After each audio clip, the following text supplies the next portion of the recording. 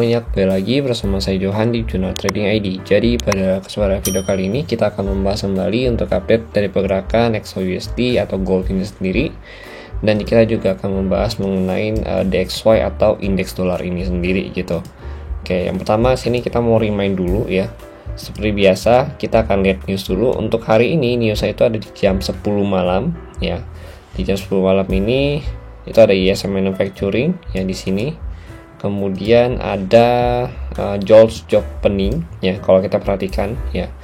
Nah kemarin itu kalau kita perhatikan lagi untuk hasil newsnya yang yesterday itu memang kurang bagus untuk DXY ya, hasilnya negatif seperti yang kita bahas ya. Cuma kalau kita lihat lagi secara grafik untuk DXY memang sudah berada di area support kuat gitu. Dan ini juga sudah kita bahas di video yang sebelumnya ya video kemarin.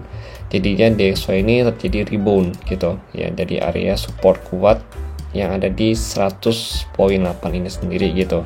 Untuk saat ini DXY juga sudah berada di area level 102.2 ya, sampai di atau di Fibo 23.6, dan kenaikan yang diprediksi itu adalah di 38.2 atau 103.198 gitu ya. Jadi memang DXY kemungkinan besar memang kemarin kita bahas itu akan rebound ya, karena dia sudah berada di area support kuat, dan secara grafik pun ya ini dia akan membuat swing high yang baru lagi sebelum dia mencoba untuk membuat swing low yang baru lagi gitu ya, antara dia mau rebound ya pullbacknya itu di 23.6 ya atau 38.2, dan worst case itu ada di 50 atau Fibo Golden Ratio yaitu di 103.9 sampai 104.7 gitu. Nah kemudian kalau kita lihat lagi untuk gold ya, gold sendiri juga kalau kita perhatikan dia berhasil pullback dari area 73 ya, dari area yang kemarin kita bahas ya. Walaupun kita ambil range-nya dari 68, tapi kan saya recommended-nya itu adalah di 73-an gitu ya untuk area open sell-nya gitu. Open sell di sini dan kurang lebih sampai 75-an gitu, 75 76 gitu ya di sini. Nah, ini bagi kalian dapat, congrats. Dan untuk hari ini pun saya akan mulai aktif trade lagi ya. Kalau kemarin saya masih off ya, jadi belum ada trade sama sekali. Untuk hari ini saya akan coba aktif trade kembali ya. Dan kalau kita perhatikan memang gold itu sudah break dari trend line-nya ya. Artinya kalau kemarin itu kan dia masih berada di atas trendline ya di sini ya. Nah untuk hari ini kalau kita perhatikan dia sudah break dari trendline, artinya secara trend ya untuk trendline-nya ini itu sudah selesai gitu. Tapi secara struktur harga gimana? Kalau kita bahas mengenai struktur harga di sini itu masih tergolong uptrend untuk daily-nya gitu. Nah daily-nya masih uptrend gitu. Jadi bisa dikatakan secara pergerakan untuk lower time frame itu sudah downtrend, tapi kalau untuk higher time frame seperti daily ya kan, terus weekly ya, itu terus sama 4 hours itu masih kategorinya uptrend gitu. Kecuali secara officially dia bisa break dari mana?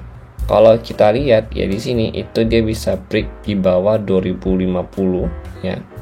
2050 ke bawah karena dia break dari sini ya, ini targetnya dia nih. Nah swing low-nya yang terakhir di sini ya kan. Nah dia bisa break 2050 ke bawah atau break dari sini, baru dia officially bisa berubah trennya gitu dari uptrend ke downtrend gitu untuk 4 hours-nya.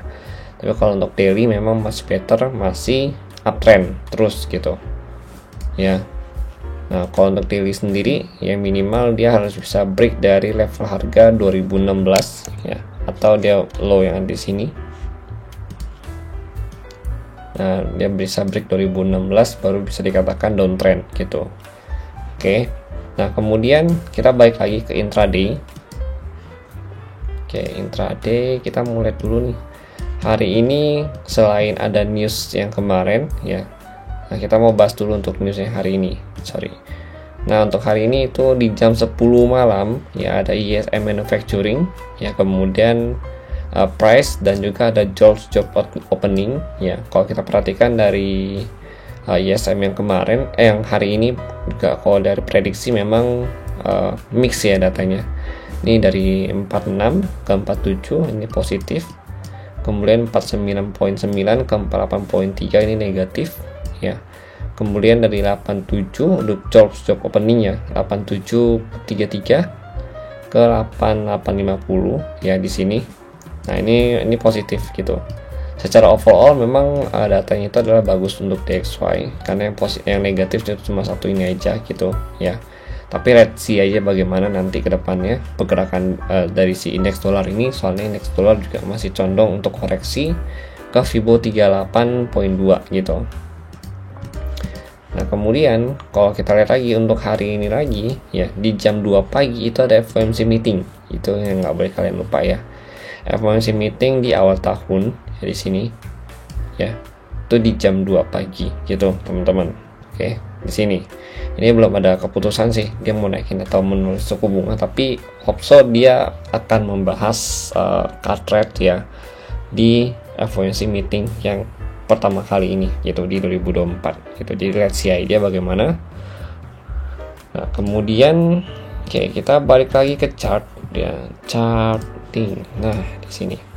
Nah, untuk saat ini untuk gold sendiri ya, kalau kita lihat dari pivot level. Nah, ini untuk pivot levelnya itu dia sudah berada di area di bawah pivot level. Tapi kalau kita perhatikan memang pivot level yang hari ini pun lebih lebar ya di sini ya. Nah, di sini range-nya itu kurang lebih dia sudah berada di range harga 2061 sampai 2067. Jadi begitu dia ada kesempatan untuk pullback lagi ke 2064 lah kita ngambilnya ya. Saya nggak ambil di 62, tapi saya maunya ambil kurang lebih di 64 nih ke sini ya, sampai kurang lebih di 6 berapa ini, di 67 ya. Jadi 64 ke 67 itu nanti akan coba lihat lagi untuk kira-kira ada dapat nggak sih kita posisi buy posisi sell-nya gitu. Kalau misalkan ada konfirmasi sell dari si goldnya sendiri di 64 ke 67 baru kita ambil masuk gitu. Tapi kalau misalkan saat ini masih belum ada konfirmasi, maka kita akan biarin ini dulu dan kita akan coba lihat lagi di range harga yang kemarin. Itu range harga kemarin itu berarti 73 sampai kurang lebih 77 gitu. Ya di sini. Nah, gitu teman-teman. Nah, kita ambil sini lagi gitu. Jadi ada dua area selling point untuk hari ini ya. Di 67 ya, 6467 sama 7377 gitu. Kalau yang sebelah sini belum ada confirm ya, maka kita exit dulu. Kita akan coba lihat yang bagian sini gitu. Oke, itu untuk selling point. Nah, untuk buy point, kalau untuk buy point sendiri itu masih berkutik di area 59 ya, 59 sampai kurang lebih ke 55. Ya, di sini ini masih jadi buy point pertama. Nah, buy point kedua itu ini memang agak riskan ya, ini buy pointnya ini ya, soalnya kalau kita perhatikan dia sudah retest satu, terus dua, ini yang ketiga, nah ini yang keempat gitu. Jadi ini agak riskan gitu, tapi let's see aja nggak apa-apa ya, kita masih mau nunggu di atas juga gitu ya, karena ini harganya itu sudah di bawah daily pivotnya. Jadi kalau kita perhatikan untuk daily pivot ini itu di level harga, nah ini dari pivot ya, ini R1 di sini, nah ini S1 di sini gitu. Oke, itu ya daily pivot R1 S1 gitu. Jadi targetnya selama dia belum bisa nembus si area pivot level ini ya, sampai 6467 lah gitu ya, itu targetnya itu penurunannya bisa ke 2050 gitu, 2050 2053 itu range-nya. Nanti range ini dari 2050 ke 2053 ya, itu baru kita coba nih cari apakah ada ancang-ancang untuk masuk buy atau enggak gitu. Kalau saya sih prefer ya untuk saat ini itu 2050 ke 2047 kalau mau ngebuy.